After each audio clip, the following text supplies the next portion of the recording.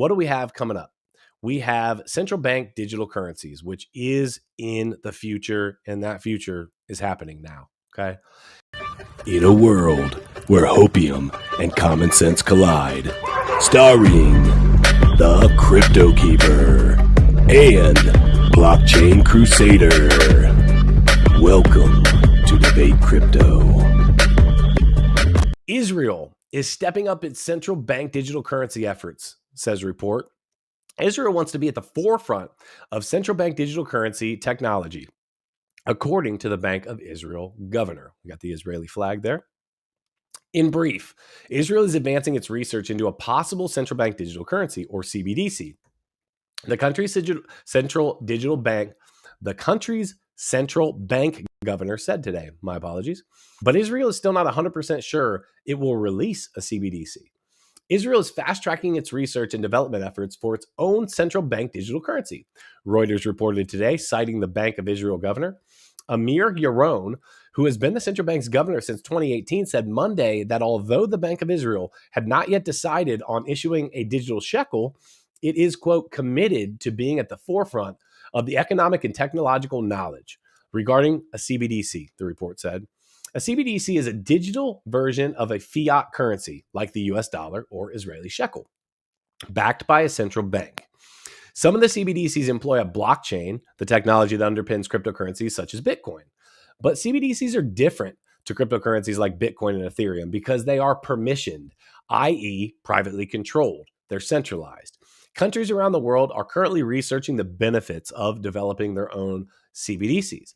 Israel in May said that a digital shekel could help its economy and that it was trialing the Ethereum blockchain for its own CBDC. Let me just say, Miguel, before I pass this off, and let me read it again. It was trialing the Ethereum.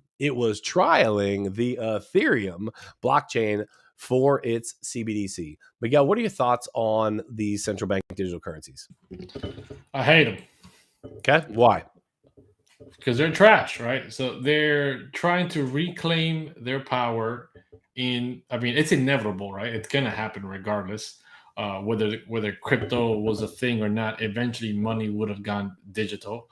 Everything is evolving, right? People back in the day didn't know. Everybody wrote a check when they went somewhere and didn't want to pay with cash, and then went from checks to debit cards, and from debit cards to credit cards, and then now from that to Apple Pay, where you just tap your phone. And now we're moving on to, we've moved on to cryptocurrencies, and now the banks and the fiat currencies have been left behind. So this is their way of catching up to the world with the technology that's happening and getting things digital. There is no real reason to be printing physical money anymore. Yeah. At this point, there is no reason for that. Everything is digitized. Your bank accounts are digitized. The bank isn't actually holding X amount of dollars in the vault. I don't know. Unfortunately, bank robbers are out of a job. I don't know what they're going to be robbing anymore. We'll send them a Christmas card and apologize that they don't have a job anymore. Yeah, it definitely sucks for them. That industry and bank heist movies, it's over, right? They're not heisting anything. There's nothing in there. Those vaults are empty. Nothing but hopes and dreams in there.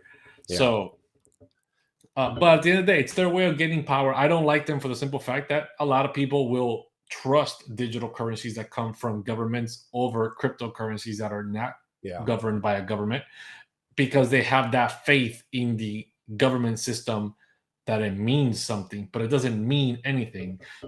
At the end of the day, governments are just kind of like an accepted gang that runs the block, right? And just like, hey, we'll just gotta do what they say because this guy's the biggest guy around with the most amount of guns, right?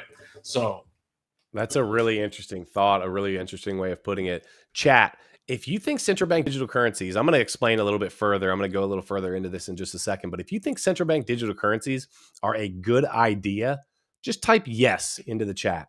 If you think they're not a good idea, type no. Again, if either way, if you want to put a little explanation, great. We are going to take some questions and talk to you guys in the chat as well. Give me a minute. Let me go a little further into this. CBDCs are split into two types: retail and interbank. A retail CBDC can be directly held by citizens and is used as a digital form of cash as a complement to paper money. An interbank CBDC is restricted to use by financial institutions for interbank payments and financial settlement processes. Most countries looking to issue a CBDC will use blockchain technology to do so, according to a report earlier this year by PricewaterhouseCoopers.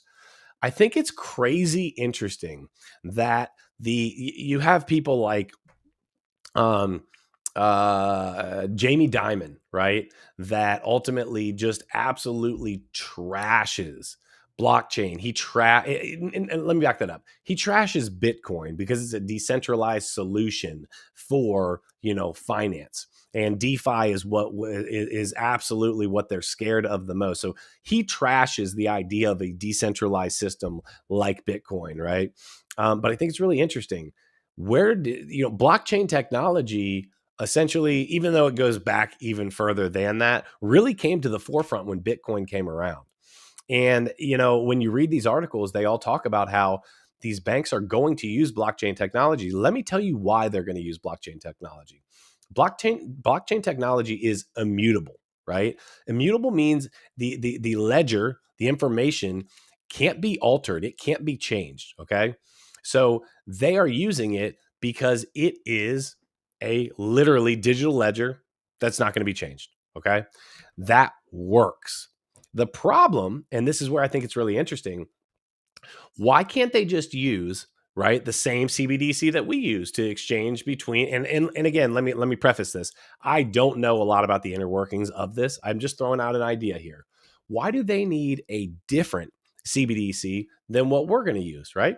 If I want to if I want to interact or use $100, however, 100 shekels, whatever, and then they want to send 100 shekels over to another bank, it's all right there on the blockchain. Let's just see it. But I think it's interesting. They've got something totally separate. Why? And I'm going to leave you guys, with that question. I mean, it's pretty simple. Why, right? Why? Private ledgers, right? They want private ledgers. Yep, They don't they want do. their thing in the public system. They want to keep us on a public ledger so they Yep. know exactly what we're doing with our money, but they don't want us to know what they're doing with the money, right? National security purposes, yada, yada, all that spiel. But another thing with the digital dollars or digital currencies or whatever it is, the problem with fiat currencies is they create a debt slavery system, and we are slaves to that system. And that's what gives them control over us, right? Crypto helps us regain power by being our own bank, by being able to make loans in DeFi, right? Take out loans, produce loans, earn APY, gain more money. We're in a system of hodling, of saving and making our money grow. In the fiat system, whether it's regular fiat or digital currency fiat, they are in a spending world, in a spend, spend, spend, and stay poor forever. Never stop spending because you just have unlimited credit, unlimited this, and it keeps you in this debt, which you never get out of. You can never actually afford what you really want, and you're always wanting more. I'm taking that in. So I agree with the debt slavery side of things. I totally agree with that because the reality is we did move from, if we look back hundreds of years, where people were actually slaves, right? And people whipping their backs. Now, what are you true? If you the majority of people in the United States and in the world live paycheck to paycheck at best, or they live in absolute debt, right? So my question is, so I've been on the side of living paycheck to paycheck. We've been really blessed and I'm not there right now, but I've been there. So I do know what this is like. And I will tell you from personal experience, living paycheck to paycheck is literally being strapped to the bills that show up in the mailbox. And heaven forbid a bill show up that I wasn't expecting, right? A bill shows up that I'm not expecting. And it's like, literally, it will tear your world apart. Because why? Because we know if the bills aren't paid, our credit then is ruined. And if our credit is ruined, now I can't buy a house or get approved for a loan for a car because I don't have enough to pay it cash, or get rent. Or there's so many implications to having bad credit. that it is debt slavery. I couldn't agree more. Now, my question will be, that's where we're at right now. How or can that change as a result of something like central bank digital currencies combined with a decentralized financial system, combined with use of Bitcoin